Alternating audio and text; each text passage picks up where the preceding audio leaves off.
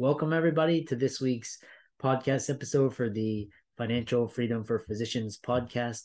I'm your host, Dr. Christopher Liu. And as you know, we talk about four different types of freedom: time, financial, location, and health freedom. And so today we have a creative entrepreneur in the video space. Her name is Nisee J, and she's going to talk all about entrepreneurship through video.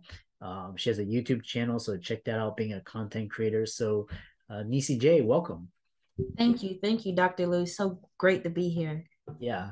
Yeah, it's really interesting because I'm always interested in the creatives because you want to go where the Gretzky said, go where the puck is going, not where it's been. So, and creatives have always been really interesting because they are the ones that are figuring out solutions to things and finding workarounds, and so you embody that. So tell us more about your background and how you got started. Okay, thank you. Thank you. Once again, my name is Nisee J. I've been filming for about 10 years, but the first 7 years, I didn't take it seriously. Um, what happened was I owned a business, a filming business with a friend of mine, and we started filming short films. And then we was like, we need to start making some money. Let's shoot music videos for our local artists in the tri-state area. So we moved into that.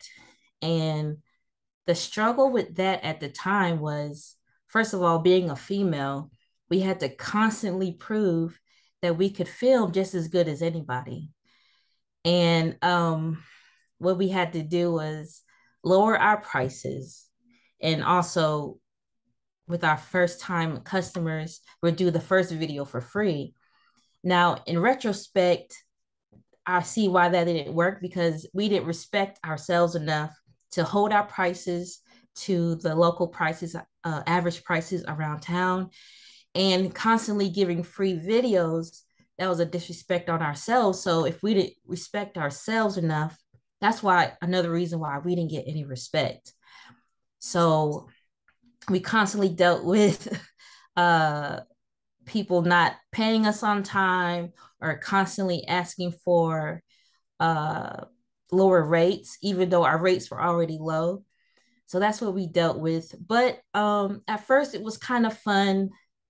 It was a great learning experience, a long learning experience. But I got out of it because just every time I was on set, I'm like, something is missing. I feel like this is not the space I should be in. So after filming hundreds of music videos for rappers and singers in Florida, Alabama, Georgia, I told my friend, this isn't going to work for me, because first of all, we weren't getting along as friends, and that kind of spilled over into the business. And they say not to get in business with your friends or your family.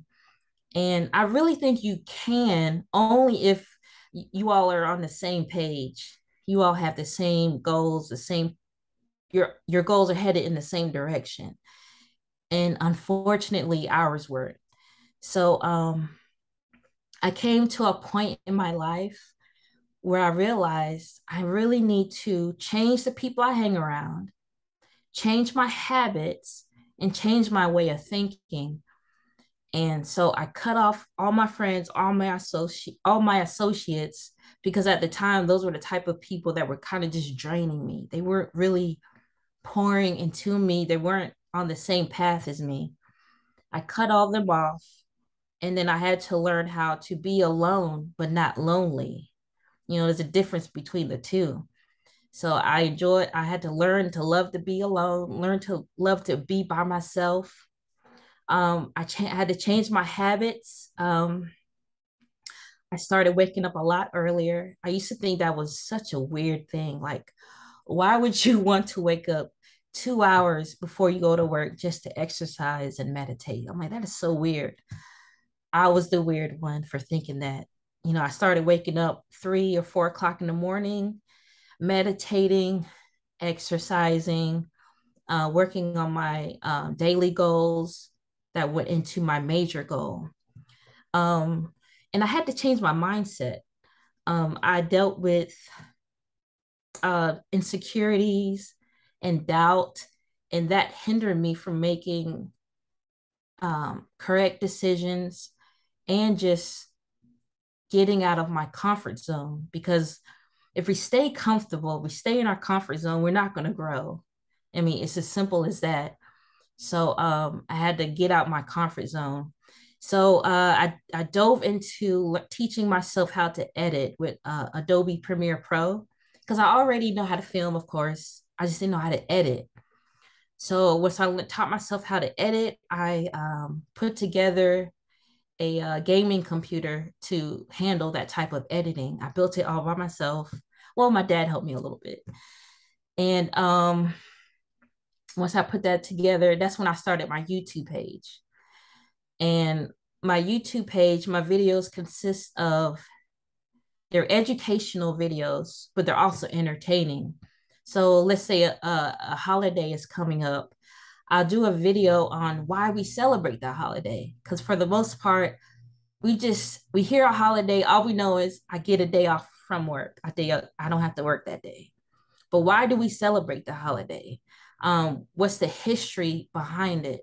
And just unveiling those truths, those history facts. And also, I highlight local music artists that have like a powerful testimony behind their music. And I'll make them entertaining these videos because I love green screen. I love special effects. So in my videos, I have like the words and the video moving with my hand gestures and just cool little camera tricks I'll add into that because I understand our attention it can be very short. So I try to keep the viewer engaged and entertained. So yeah, I was pushing out videos like every week. So during that stage of my life, I was teaching myself how to overcome my insecurities because my excuse at the time was I'll start my YouTube channel once I lose weight. But the weight that I am today is the same weight I was 2, 3 years ago. So I had to learn how to push aside my excuses, just do it. Um, just get in front of a camera and do it. You have the skills already, just do it. So you can't tell in any of my videos, well, I hope you can't, but every video I struggle, like I'm gripping my hands, I'm nervous, I'm tired of looking at a camera and seeing my reflection, like I'm frustrated every video. But through all that pain, I produced those videos.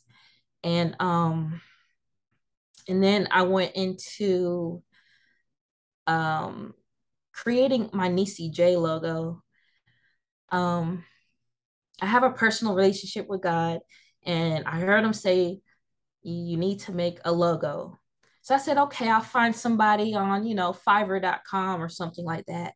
He said, no, everything, the skills that you need to make this logo, I've already placed it inside of you. So I had an excuse. I said, well, I don't have a tablet, like an iPad. I don't have a tablet to make my logo. And then I kid you not, less than 24 hours later, my dad came up to me and he said, hey, Janice, you need a tablet? I'm buying a new one. I don't like this one anymore. So all my excuses out the window. So I started working on my logo, and I finally got my Nisee J logo together.